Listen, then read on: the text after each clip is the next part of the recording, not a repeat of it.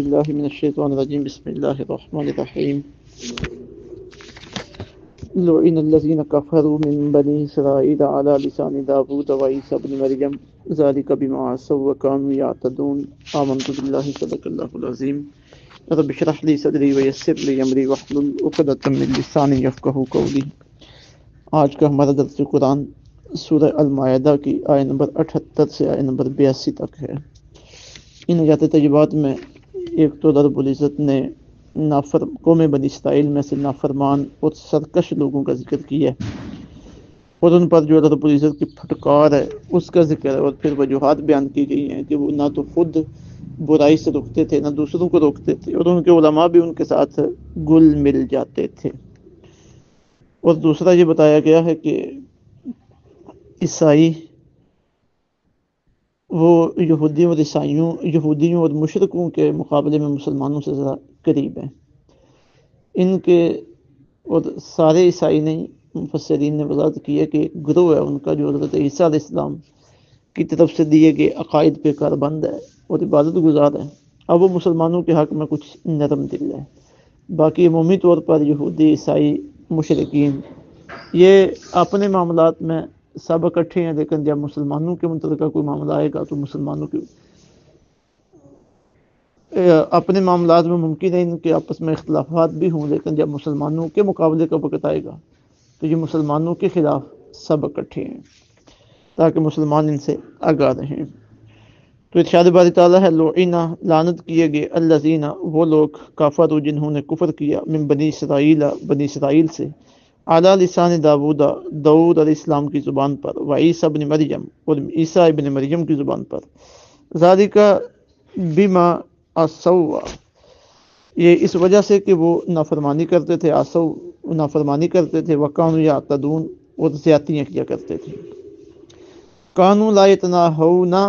وہ منع نہیں کرتے تھے ایک دوسرے کو، عن منکر، اس برائی سے، فعلوہ، جو وہ کرتے تھے، لبئس ما کانوا یفعلون، بہت برا تھا وہ جو وہ کیا کرتے تھے۔ ترا کثیرا منہم، آپ دیکھیں گے بہت زیادہ کو ان میں سے، یتولون، وہ دوستی رکھتے ہیں، الذین کفروا، کافروں سے، لبئس ما قدمت، بہت ہی برا ہے جو بھیجا ہے، لبئس بہت ہی برا ہے، ما قدمت، جو آگے بھیجا ہے، لہم ان کے لیے، انفسہم، ان کے نفسوں نے، ان سخط اللہ، یہ کہ ناراض ہو گیا اللہ تعالیٰ، علیہم، ان پر، وفی العذاب، اور عذاب میں، ہم خالدون، وہ ہمیشہ رہیں گے۔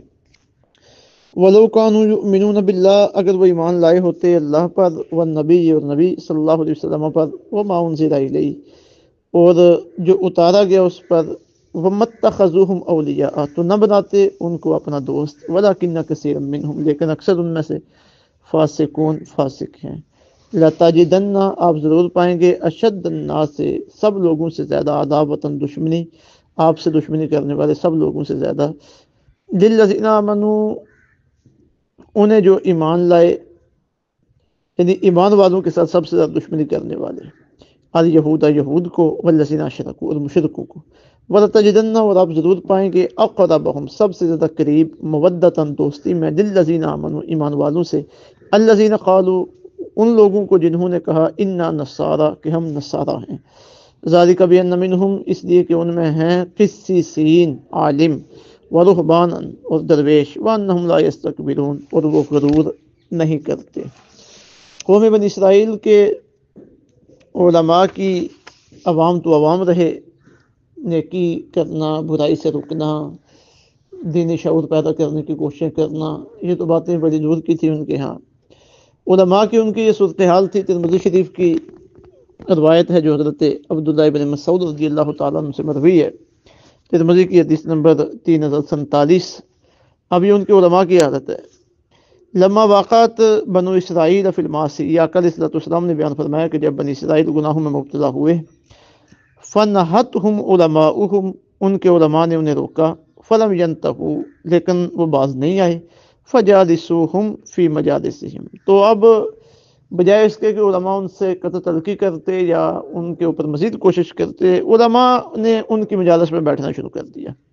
وَأَكَلُوهُمْ، ان کے ساتھ بیٹھ کر انہوں نے ان کے ساتھ کھایا، وَشَارِبُوهُمْ، ان کے ساتھ پیا،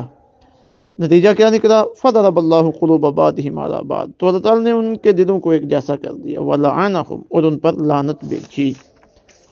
اب یہ ان کی عوام کی صورتحال تھی، علماء کی صورتحال تھی، تو جس وجہ سے ان پر لعنت برسی کہ وہ نہ خود گناہ سے رکتے تھے نہ دوسرے کو رکنے دیتے تھے۔ تو فرمایا گیا لعن الذین کفروا من بنی اسرائیل، لعنت کیے گئے وہ لوگ جنہوں نے کفر کیا بنی اسرائیل سے، علی لسان داؤد علیہ السلام کی زبان پر۔ لعنت کا مطلب ہے کسی کے بارے میں یہ دعا کرنا کہ وہ اللہ کی رحمت سے دور ہو جائے، اور یہ بہت بہت بڑی بات ہے، کسی کے حق میں نقصان دہ بات ہے۔ داؤد علیہ السلام کی زبان پر سے ان پر لعنت کی گئی، وعیسیٰ ابن مریم، اور عیسیٰ ابن مریم کی زبان پر سے ان پر لعنت کی گئی۔ ذالک بما عصوا، اس وجہ سے کہ وہ نافرمانی کرتے تھے، وکانوا یعتدون، اور وہ زیادتیاں کرتے تھے۔ وکانوا لا یتناہون عن منکر، وہ نہیں منع کرتے تھے ایک دوسرے کو اس سے جو وہ برائی، فعلوا، برائی سے منع نہیں کرتے تھے، فعلوہ، جو وہ کرتے تھے۔ یعنی تناہی، یتناہون، تناہی، اس کے دو معنی ہیں، ایک ہے باز آنا، خود باز آ جانا، ٹھیک ہے جی، اور دوسرا یہ ہے کہ دوسرے کو برائی سے خود باز نہ آنا، اور دوسرا یہ ہے کہ دوسرے کو برائی سے باز نہ رکھنا۔ تو یہ دونوں کام ان کے اندر موجود تھے۔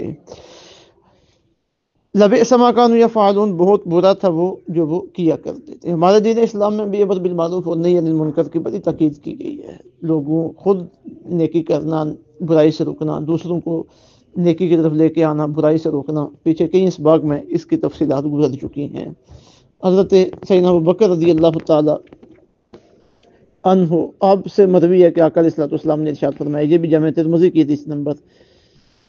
2168 ہے، فرمایا ان الناس اذا رأوا الظالم، جب لوگ ظالم کو دیکھیں، فلم یاخذوا ولا یدی، اور اس کے ہاتھ کو نہ پکڑیں، او شکا ان یؤمہم اللہ بعقاب منہ، قریب ہے کہ اللہ تعالیٰ ان سب کو عذاب میں مبتلا کر دے۔ مطلب یہ کہ برائی کو ہوتا ہوا دیکھ رہے ہیں، کوئی بادشاہ لوگوں کے اوپر ظلم کر رہا ہے، لیکن یہ اسے ظلم سے روک نہیں پا رہے۔ تو ان بڑی اہمیت ہے امر بالمعروف اور نہی عن المنکر کی۔ پھر آگے فرمایا ترا کثیرا منہم، آپ دیکھیں گے ان میں سے بہت زیادہ کو، یتولون الذین کفروا، وہ دوستی رکھتے ہیں کافروں سے، یعنی یہودیوں کو تو آپ دیکھیں گے، عیسائیوں کو دیکھیں گے۔ چاہیے تو یہ تھا کہ ان کی دوستی نیک لوگوں کے ساتھ، اہل ایمان کی ہوتی ہے، اہل ایمان کے ساتھ ہوتی ہے، لیکن یہ کافروں کے ساتھ اپنی دوستیاں اور یارانیں گانٹتے ہیں۔ لبئس ما قدمت لهم انفسهم، بہت ہی برا ہے جو آگے بھیجا ہے ان کے لیے ان کے نفسوں نے۔ مطلب یہ کہ دنیا میں جو اعمال کر رہے ہیں اور آگے یہ اعمال ان کے جا رہے ہیں، تو آگے ان کا بدلہ انہیں برا ملنے والا ہے۔ ان سخط اللہ علیہم، یہ کہ ناراض ہو گیا اللہ تعالیٰ ان پر، وفی العذاب ہم خالدون، اور عذاب میں وہ ہمیشہ رہیں گے۔ ولو کانوا یؤمنون باللہ، اگر وہ ایمان لاتے اللہ پر، یعنی بہتر تو یہ تھا کہ وہ یہ کام کرتے ہیں جو انہوں نے کام شروع کیا ہوا ہے، دوسروں